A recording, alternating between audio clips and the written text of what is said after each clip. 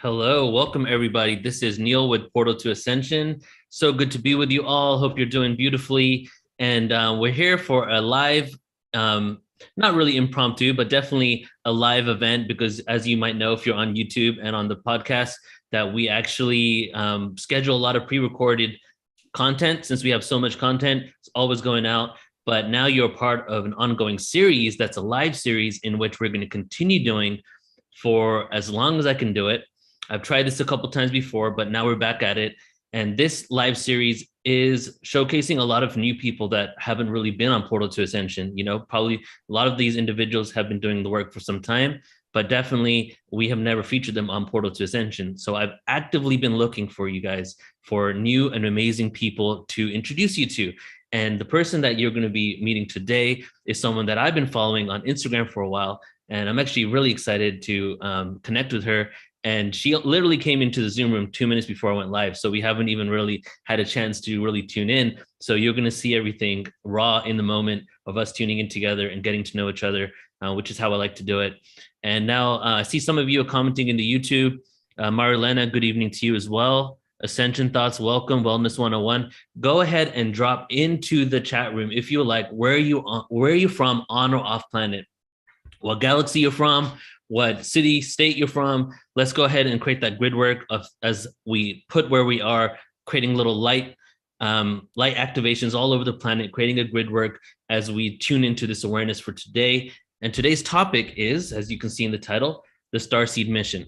Just really quickly, though, I want to welcome everybody on the podcast because that's something that we've just started a few months ago. So for everybody tuning in on iTunes, Amazon, Spotify, and wherever you're at, thank you for tuning in. If you want to watch the video for this, go to youtube.com/portal to ascension and check it out there. All right, so let's get into who we have as a guest for you today. I am extremely excited to introduce you to Marissa from Starseeded. She awoke to cosmic consciousness in 2012 after undergoing a series of life-shifting events with an effort to aid fellow and assist others who are searching for answers. She founded Starseeded, an online platform to deepen a soul's connection to the cosmos. Marissa specializes in channeling the divine to help others ground their dreams into the earthly reality. As a certified past life regressionist, Marissa specializes in safely connecting a soul to their higher self and allowing for vast cosmic remembrance. These safe spaces she curates propel starseeds to engage with their alignment for passion, path, and purpose. And she has an Instagram page in which she shares a lot of amazing information.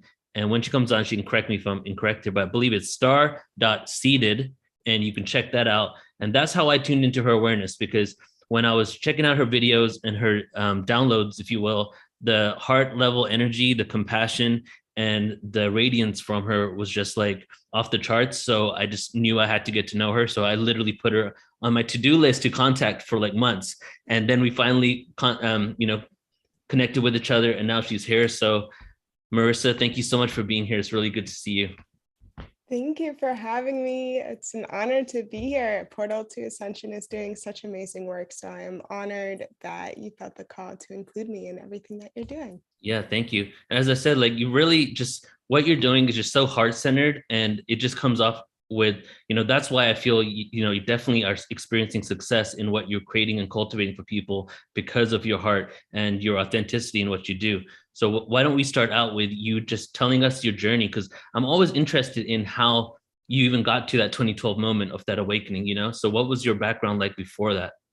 Thank you for asking. So this is, my story can be, a 24-hour long podcast in itself, but to keep it abridged, I've definitely been hyper aware, hypersensitive to the subtle energies all of my life. And in 2012, I went through a series of events where just the veil dropped and I was able to see and feel, and it became overwhelming to like, once the veil drops and you see beyond this earthly reality, it could be hard to process all of that information. So 2012 is when I really grounded into my meditation practice to understand and to help my consciousness kind of organize and understand all of the input from the external subtle realms.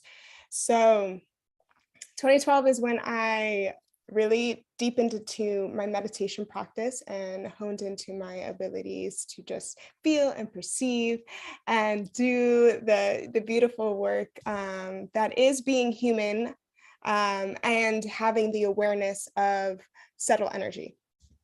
And I think I like to say, like, the spiritual awakening, we like try to deem it as like this one time thing, but spiritual awakening is like is a way of being, right? It's like Ongoing. the ever unfolding rose, Hmm. remembering itself over and over and over again. Mm. So 2012 is when the veil fell for me, and then I awakened to just this whole concept of channeling and star seeds, very serendipitously, ceremoniously, as everything aligns once you're in that flow state. Mm-hmm. And long story short, I planned a camping trip with my partner. I don't know what year, maybe like 5-6 years ago. And it was like last minute. We found this campsite on this app called Tenter. You go and you camp on someone's land. And there's like a tent pitched. And, I was living in New York City at the time, so I didn't have any camping gear. So we just went, and we ended up being on this beautiful channel's land. And my partner was wearing a pendant that he got from Bashar, and they were like, "Oh, Bashar," and they immediately connected. And I was the type of person that, like, my partner was trying to get me into like the realm, and I was like, "I'll see it, I'll believe it when I see it," right? And then I arrived on this land with this channel, and they were doing a CE5 event that night, and it was just like so in like the odds of us being at someone's property and they're doing CE5 Right. is like 1% chance. Yeah. So, and then I got to experience the frequency of being in the room with a channel and being in the presence of a channel and working with that channel. And once you feel that frequency, once you feel that cosmic energy, and once you feel the entity to which someone is channeling, for me, there was no doubt. I was like, okay, I see what's going on here. I'm on board now. And then when you see ships in the sky, it's like, okay, like, here we are. Let's go. Mm-hmm. So when you had that 2012 moment, were you meditating before that? Like, was it a practice that led up to that? Or was it just like you began meditating and then all of a sudden you kind of tapped into another level of awareness? So I was always into yoga. My uncle has been a mentor for me from the day I was born. He gifted me Alice in Wonderland the day I was born, and I like to refer to myself as like a modern day Alice, because if you join me on retreat or join me in ceremony, it's like it's a modern day Alice. We go through the portals.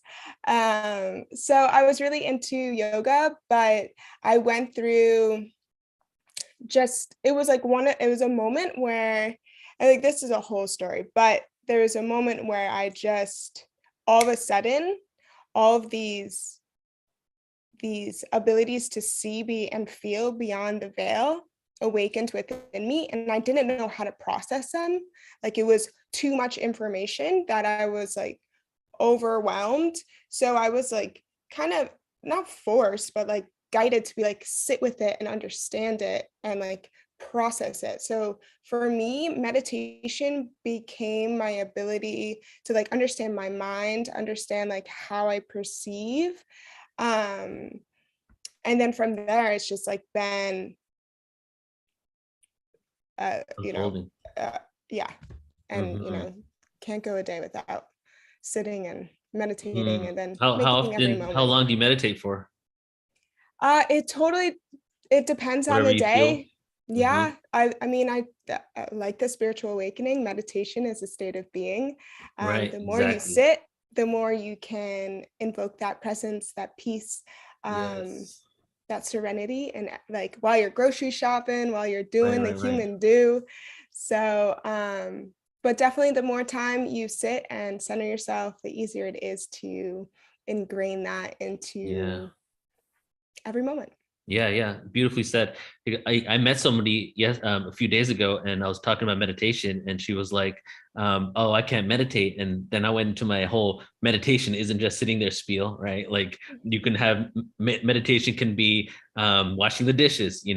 It's just it's a state of mind, and it's also a brainwave state, which is like theta brainwave state, right? So if you can get to that, there's many different ways to meditate, and I feel that a lot of people they feel that they can't meditate, or if they have a lot of thoughts coming up, that it's not meditation because meditation is no thoughts. That's what she said to me. But for me, meditation is more like if you do have the thoughts, coming up with a way to observe it neutrally rather than having that, emotional attachment to it. Right. Absolutely. And I think that's a really great point too. Like there's not one path to spirituality. There's not one path to channeling. There's not one path to remembering your divinity. And I think we need to dissolve Mm-hmm. the like what meditation is. Like, yes, Yeah. there are practices that are rooted in ancient wisdom that you should practice if you feel a call, but it shouldn't be like this rigid box like I am meditating, I am not meditating. Right. Like we need to release the dogma of all things spiritual. Is something I really really believe and speak about. Mm-hmm. So what did your remembrance process look like? Did you start remembering past lives and extraterrestrial lives? Oh, great question. Yes, so once I got in contact with that community that we serendipitously, ceremoniously fell upon their land. Um, I started going to, they hosted retreats. So I went to their retreats and started awakening and remembering just incarnations and visualizations of beautiful places that are not this realm.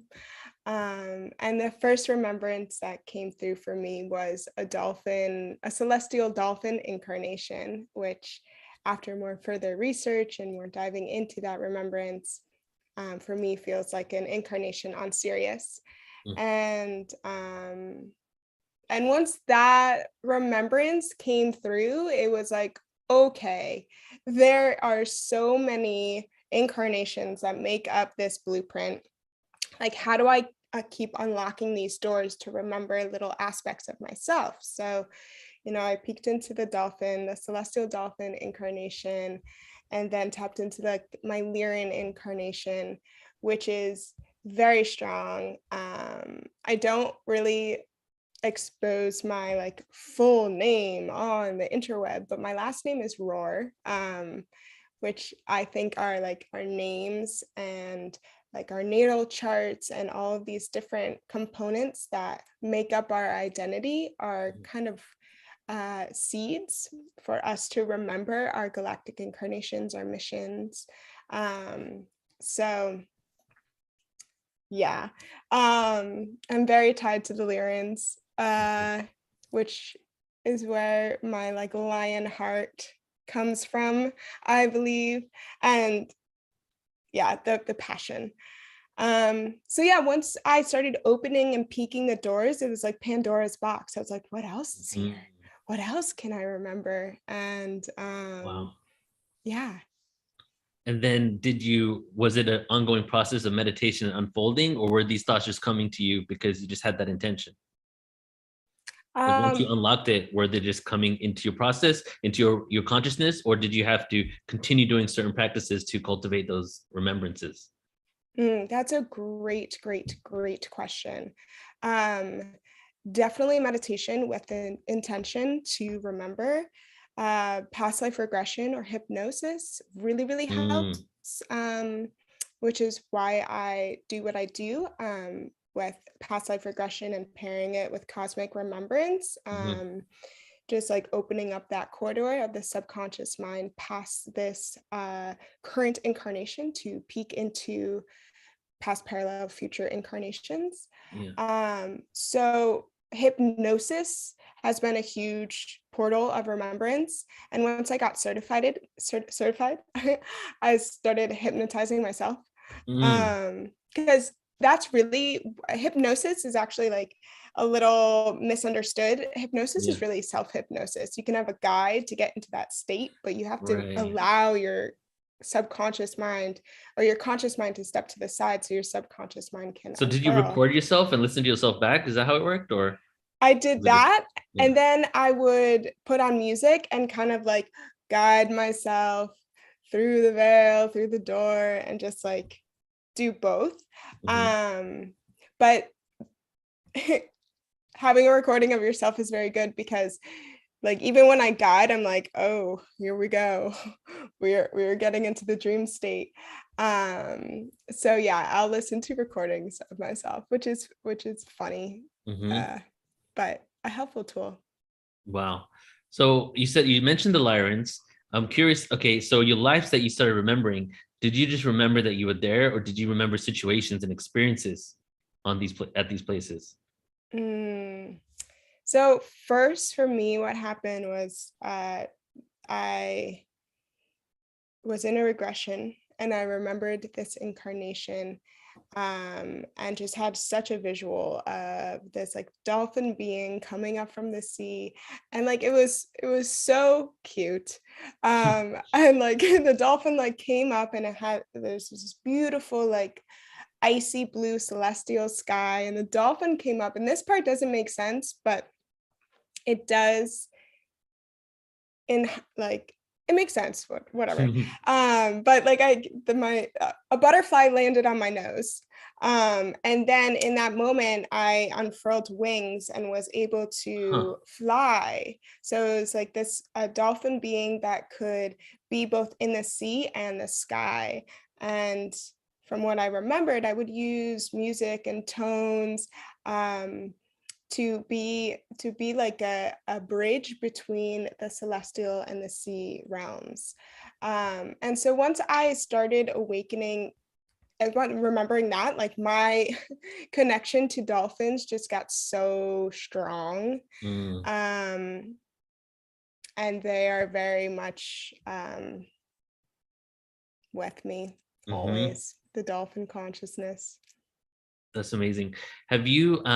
Did you experience multiple incarnations as ETs? Oh, actually, this is my question. So I've heard from many channels, researchers, and beyond, that Earth, and I believe it too, Earth is kind of a gift to souls that have incarnated many places. And it's not a punishment, it's not a prison planet. It's a gift of having this experience, the fractalization from source to experience that self infinitely. What best way to do it with free will and amnesia, right? To not even know what's going to happen next. So have we incarnated in almost every extraterrestrial life because they all happen simultaneously? Or is there just maybe a certain few? And how does this connect to why some people say I'm Palladian, I'm Lyran? Aren't we everything? Mm, thank you for asking this question. This is one of my favorite questions because I think as humans, we are so programmed to identity. Like, oh, I'm a Libra. I'm a Pleiadian. Mm-hmm. But I think these we must remember the multidimensionality of the soul of Yeah. consciousness, that we are everything. And I think perhaps, for one soul, for one entity, it's important just to remember one incarnation, to just remember the Pleiadian self. But I also like to always stress that we only know like this Yeah. many of the ET races. And it's almost a disservice to the self to just say, I am this, Mm-hmm. because we're so fluid, we're so multidimensional. We are a fractalized entity from source consciousness, like allowing yourself to experiment and to play with remembrance of different incarnations and galactic lineages just helps expand your consciousness regardless of lifetimes. Mm-hmm. because ultimately we are all everything. Right. And I think these remembrances come at certain points because those traits are needed in your earthly mission Yes. at that point. So, like when I remember that Lyran esque, it's like, okay, I am being like I am being initiated in being that leader of light, that unconditionally loving lioness energy. Mm-hmm. Mm-hmm. Where like when my Dolphin or Syrian incarnation came through, it's like, okay, it's time to play. It's time to remember Mm. just like music and frequency and your role with it. So I think these remembrances come in at specific times for remembering our mission. Yeah. And I really, really, really love to just challenge people and being like, how can you continue to dissolve the delusion of identity of I am something? Because Mm-hmm. yes, it helps remember the self, but it's like a double-edged sword, right? Like Yeah.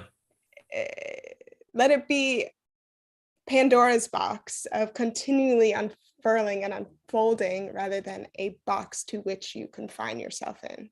Right, right. And it's kind of this element of so our ego trying to identify with the theme of a specific place.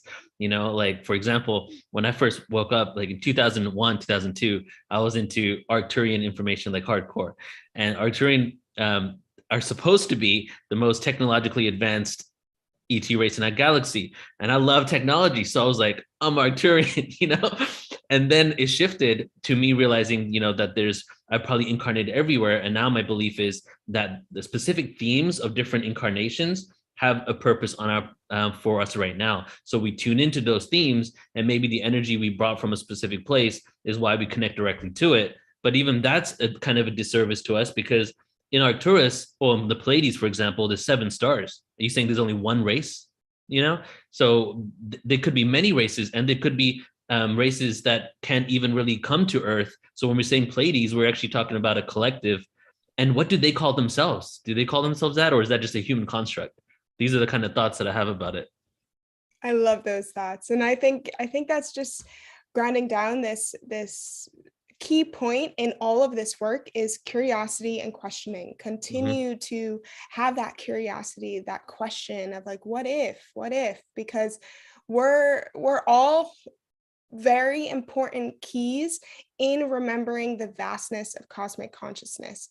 Yeah. And I think it's a disservice to our own exploration just to be like, I am this, I am that, I figured it out, I got it, done. Yeah. Like, spirit will show you. You Mm-hmm. don't got it figured out. You never will. Yeah, yeah.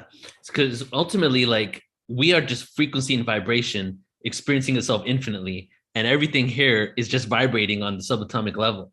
Therein lies the illusion. Like that in itself should show that everything and anything is possible. And what we even think that we know might even be just another construct of another higher level of this game that we're not even fully there. We're in this limited bandwidth frequency. So for us to think that we know because we're connecting maybe just to the immediate um, hierarchy above us, really, when we know for sure that there's definitely so much more that we can experience.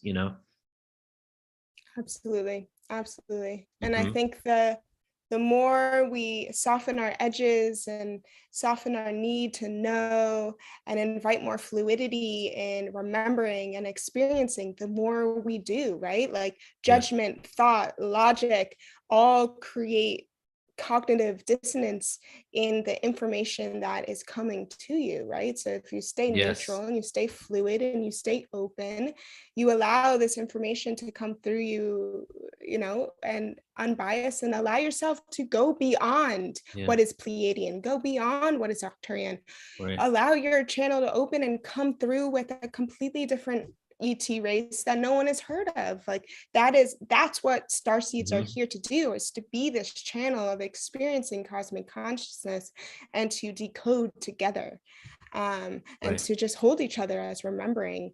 There's infinite different races and Mm-hmm. consciousness to play with. Right. And that's what the essence of a good channel is, right? Stepping out of the way so that all types of energies can flow through you, but also being at the vibration and frequency where you attract these benevolent beings to speak through you, right? Correct. Yeah. So I had a friend that when I first started doing events in 2008, 2009, I went on a tour from San Diego to Vancouver and back down, where my friend was channeling a being from Sirius B.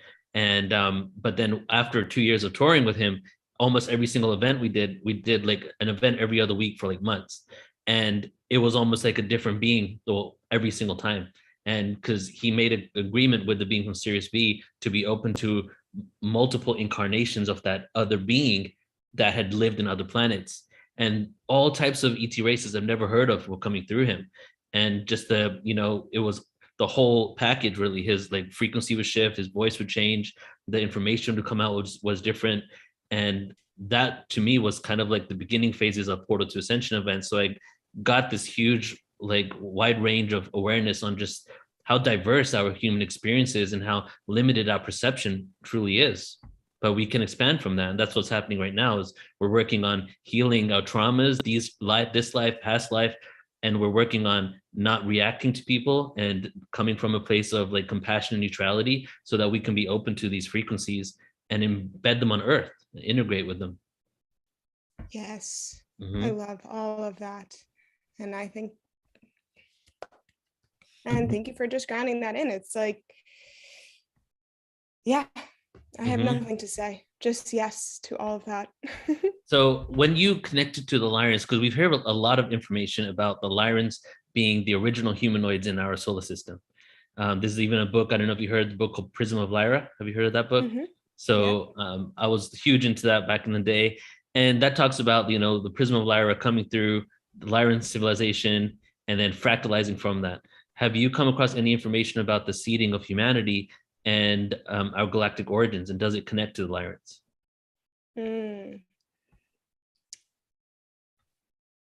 I don't know. I think there are so many different timelines and possibilities. That's actually a great answer. I have no idea. And I think that's why I say like I like to explore, because there's so many. And I think if we go back to Egypt and we go back to some of the more concrete proof we have, like we can see this lion archetype as being so prominent. But I don't know. Yeah, that could even be Hathor, right? Because we have the Hathors that also have those feline features. Yeah, I actually, your answer was perfect, because I've kind of come to an understanding that, because if you look at all these seeding stories, the Anunnaki, the Lyrans, the Pleiadians, these stories that seemingly seem like they contradict each other on timelines and the way it happened, it's almost like all timelines are converging into this one experience. So that many of us may have had a different history than other people that we're living with right now in this world. I love that. I love that concept and that idea.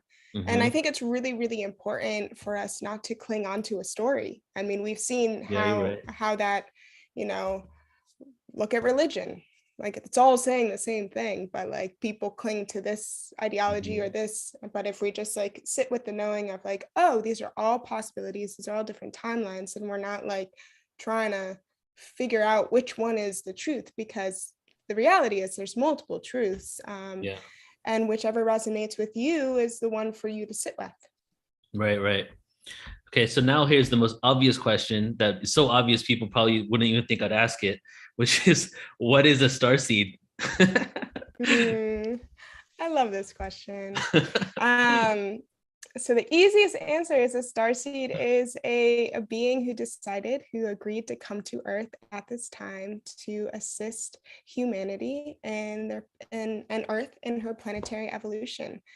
And I think there are more and more starseeds awakening, and it's a beautiful time to be in the realization of being a starseed and to own it. And I think that's like the one of the biggest initiations of a starseed is to own it and to speak it and to pave the way, because the way I see it is like the starseeds are creating the platform for accepting the influx of hybrids in our reality.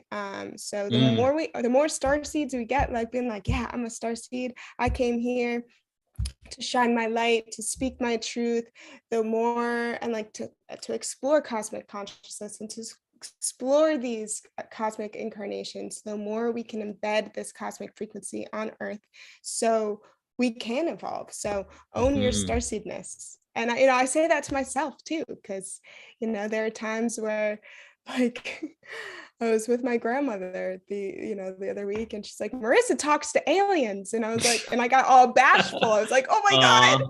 putting me on the spot. And then I was like, no, yes, I do. I do. This is what I came here to do. Wow. So, even just, and I share that to say, like, it can be a little, we all want to be accepted, loved, and Yeah. seen, right? And the more we step up as star seeds, owning it, the more we pave the path for future generations to own their cosmic Yes. divinity. That's that's such an amazing story because a few like 5 years ago, my dad and I got in a pretty big argument, and then he started shouting. He's like, "What's up with all this alien stuff?" You know, and I kind of felt the same way. Like I was like, didn't know really what to say and explain to him. And then when all the disclosure stuff came out, then I started saving all the documents on my phone. So now when anybody says something, I'm just like, look at Project Stargate, remote viewing of Mars 1 billion BC, you know? Because now it's becoming more and more validated, things that I never even expected to have a validation from actual documents of these kind of interactions, and it's becoming mainstream. So it is really the time to own it, and you can even prove it now. Yep. Ultimately it's about accepting it without really needing the proof within us, feeling it in our own DNA. But now the external world, the linear world, has actually validated that we were right all along, which is pretty amazing. Exactly. And I Yeah. think, like, I think that's so important. And while you were speaking that, it was like, we are the doggone tribe, seeing Mm. that Sirius is a binary star system before we have the scientific proof. So, Yes. the doggone tribe didn't question it. So neither No. should we. And the technological proof will come in divine timing when the collective is ready for it. But Hmm. we are here to bridge the collective into being ready for Yeah. proof. Yeah, yeah. So is everybody a star seed or just certain souls? And you also spoke on hybrids. So could you talk about what that is? Mm. So, I keep going back and forth about if everyone's a star seed. I think everyone gets to choose if they're a star seed, right? It's free Ah, will. You get to choose who you are. mhm. You can align yourself to the timeline to which you came here to Earth to uplift humanity. I think that's a permission slip anyone should Mhm. have. Um, I don't really resonate with, like, the idea of the 144,000. I, like, still kind of play with it because it feels too prophetic, too biblical for me. Same. Um, so I think trust, my message is if you feel the resonance of the ideology or the idea of being a starseed, trust that you are it. That if you feel the need to uplift humanity, if you feel the unconditional love for Mother Earth and to be in service to her, trust that you're a starseed. And again, identity labels, they're a blessing and a curse. Let it be what you want it to be. So in short, yes, I think anyone, if you want to be a star seed, be a star seed. I don't Yeah. think we should, like, say there are chosen ones, because that feels doesn't resonate with me.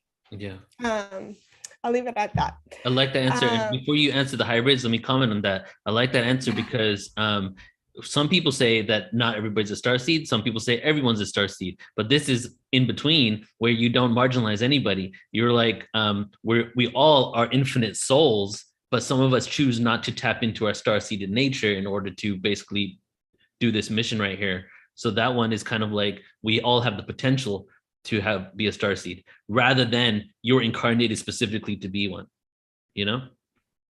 correct. Yeah. Okay, love it. So yeah, talk to me about hybrids. So hybrids, I mean, this is a whole another podcast. So hybrids, you could even perceive as hybrids as like starseeds 2.0, Mhm. but they're beings that have more activated galactic DNA. So, and this could be full spectrum, right? Yeah, some believe that hybrids are like 50% alien or ET, and 50% human.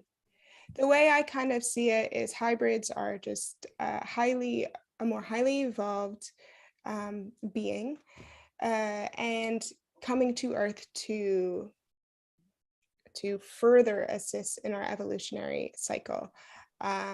It's kind of a way of merging cosmic consciousness with human consciousness to have like uh, cosmic warriors on the ground, but in disguise as humans. Um, and not in disguise, I don't like that term, but like more approachable and accessible for the norm to hold and accept in society. So I think it's just the next evolution of, we have the crystal children, the indigo children, the starseeds, and then I see like the next wave of volunteers, so to speak, being the hybrids. And there are so many theories and so many, you know, I am just dipping my toe into remembrance and to this. So it's to be explored. But you can see there are definitely beings that I've come in contact, just humans, Right. that I'm like, you're a hybrid. Like Oh yeah. I'm 100% sure, but not to be like you're this, but like you Right. could feel it. It's just like this heightened, elevated state of consciousness, and just like truly connected. Like there is no wavering. Truly connected to the cosmos, and to long, just the next wave of volunteers. Bring in Yeah. Dolores And Canyon. then, oh, I love Dolores Cannon. And then, then there's those hybrids that know they're hybrids and are actively speaking on the circuit about their hybrid nature, right? And just the amount of information we've done. We do an annual hybrids conference. It's a 2-day conference every year. And we just have like 16 hybrids talking, and just the perspectives that they have and their lives and everything. It's just incredible because ultimately we're all hybridization of probably galactic DNA, but then there's an active program going on right now to create what you said, basically human 2.0, which might be some crystalline body, or if it comes to certain races, maybe to assist them in their own ascension, because then they can incarnate into these bodies on Earth, have the experience of being a human on Earth and ascend their souls, right? Yep. I love that too. It's like, there's also galactic beings that choose to come to Earth to learn from Earth because there's so much knowledge and wisdom and Seriously. information here. Yeah. So we have a question. I think that's really okay. No, go ahead. One thing, I think that's just a great point, because a lot of starseeds, this is like a starseed wound. It's like, why did I come here? It's so dense. It's so hard. And just if I know that I've felt this many, many times, but it's, expanding that awareness of being like, oh, what a gift for this incarnation. I get to look at the birds and see how the hummingbirds, this is all information to be received so we can have a better understanding of collaboration, of harmony between species, between the interconnectivity of consciousness. Being on Earth is such a gift, and like to not take this opportunity for granted. Just wanted to ground that in. Yeah, definitely. Thank you. And that kind of goes, I don't know if you've ever heard the saying, but back in like pre-2012, when I was in these specific communities, I'd hear this a lot, that your higher self is laughing while you're like tripping out, Basically, we're like, why? That's what happens when you have amnesia. You don't remember that you chose to be here, and then you're just like, why am I here? I would never choose this. But if source is singularity, source is not duality. Duality exists within the singularity, and the singularity has no judgment over the experiences that you get. That's just our own virtual reality, holographic conscious projection, basically, that we've decided to implement. 100% to learn. Okay, so we have a question from Misty in the chat, and we only have a few more minutes here, so we'll ask a couple more questions. And Misty's asking, how does she start her own self-hypnosis practice? Oh, how do I start my own self hypnosis? So I'll put on some frequencies, some either binaural beats or um, some sort of music that I can allow myself to sink into, and I will just guide myself through hypnosis of calming my body, allowing my body to dissolve, so to speak, to surrender into the moment, and to guide my consciousness into a very, very deep state of relaxation. Um, you can, my suggestion for you is to maybe find a YouTube video or book a session with a hypnosis, and kind of like and ask them for a recording, and just practice with a recording, and then you'll see how to do it yourself. Um, but I feel like I can do it to myself because I do it for others. Um, Hmm. I don't know, it's a practice. Like I don't know how to like everyone you're I don't know. Yeah, because hypnosis doesn't really have to be words either, right? Because it can be what you said, binaural beats. It's Yep. putting you into a state of remembrance, right? So many ways And for that just to happen. relaxation. Hmm.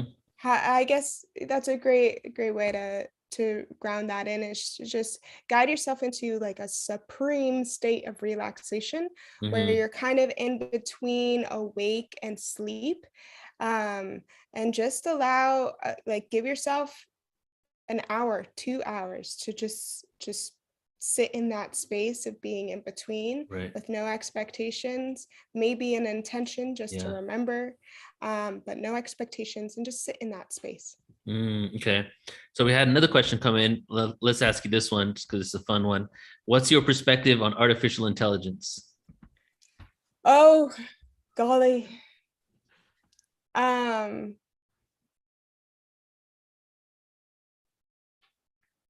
all right. I actually just had a conversation with my partner about this yesterday, and he's actually a computer scientist, and I was watching him code, and I was like, oh my gosh, you are totally tapping into creator energy right now. You are literally building a simulation Mm, for an experience. So, from that perspective, it can be a tool for us to realize that we are in full control of this simulation to get yeah. us one step closer to realizing we can manifest. So, if we can use virtual reality or AI as a form of remembering our ability to manifest, then it can be perceived as a tool, um, that I will leave there. Hmm. Again, many different timelines. You get to subscribe to whichever timeline, to whichever reality you choose. I would like to ground into the reality where we can use AI to remember source consciousness, unity Yeah. consciousness, and our ability to manipulate reality for good. Yes, I love it. And our consciousness really needs to be at the level where we can utilize these things consciously, right? Because Yes. if we're not at that, if we have this greed, this hardcore duality, power struggles, it's not going to be utilized in a beneficial way. So Yep. everything is neutral until we kind of put our own perspectives on it, really, you know? So, Absolutely. okay, here's let's close out with this question. How can people remember? What are some tools and techniques of people to remember? And then maybe Mhm. share what you do and you offer people as well, because I know that you're a guide for individuals in the remembrance process too, right? Yeah. Hmm. Um, I love this question. And there are so many different ways to remember. I think uh, one, connect to your inner child, go back to what fascinated you as a child. Um, and getting in touch with that play and that excitement and that wonder, right? Imagination is a key for remembrance. Your imagination is a superpower. And I truly believe you cannot just imagine something that does not exist. Imagination is the portal into remembrance. Mm, So, invoking your imagination, whether that be through art or play or just that's why the inner child can be kind of a portal into firing up your imagination. Mhm. And another tip would be to dissolve the construct of this incarnation as being your only incarnation. Like, allow yourself to see beyond the veil. And meditation is a huge tool. Meditate every day, connect with source, allow source to move through you and to guide you, follow your highest excitement. It will give you keep your senses and your sensory perception open to receive the messages from source, to receive the messages from the divine, because little seeds of remembrance are going to be put into your awareness in divine timing. Just be open to receive them. That's I don't know. There's so many ways to remember. Well, and how And can what I people reach do, out to you? So yeah, go ahead. yeah, so I offer a weekly meditation group for Starseeds, and I guide us into cosmic remembrance, into different star systems, different, incarnations, sometimes into different places in time, whether it's Lemuria or Atlantis or Avalon, or, to remember that time you were a fairy. We have a lot of fun, and it's a group of starseeds. So I like to open up the container for conversation, because we all experience things for one another. These are all keys to each other's remembrance. So I think dialogue and confirmation and validation in our experiences is very important. So I hold that space every week, and I also host retreats that are both past life regression and CE5 based. And CE5 is cosmic contact. And basically during the day, I guide us into a past life regression, into remembering galactic incarnations. And then at night, send out the call to connect with them. So beautiful. And you can connect with me on Instagram, star.seeded. You got that correct. And I would love to connect with each one of you. And yeah. Beautiful. Yeah. And I'm putting the Instagram right now in the chat. And for everybody that's on the podcast, that's star.seeded. Do check her out. Marissa is such a beautiful soul. I'm really just so happy to be connected with you. As I said, I've been following you. I don't even know, just for not long enough, but not too long, just recently came into your awareness. And I just appreciate everything you're doing. Thank you for coming down here this time and contributing to this shift in such your unique and beautiful way. I truly appreciate you. And same to you. Thank you for all the work that you do. I see your Arcturian self doing all the podcasts and videos. Keep doing it. And thank you for hosting all of this beautiful work. Thank you. It's my pleasure. All right, everybody. Thank you so much for being here with us. And I see a request for a poem. I don't have time for a poem. I'm about to jump on another show in just a few here, but I want to say thank you one more time. Please do check out our YouTube channel, youtube.com/portal to ascension, if you're on the podcast. And if you're on YouTube or checking it out anywhere else like Facebook, please do go to our podcast, Portal to Ascension Radio, on any platform. And if you could do me a huge favor and leave a review, because we're trying to get that seen to more people. And since it's pretty new, we need more reviews in order to get it out there. So if you want to support us on our podcast, then you can go ahead and do that. Besides that, next weekend, we have the Ancient Egypt and Star Being Connection all-day conference. So you can check that out on portaltoascension.org.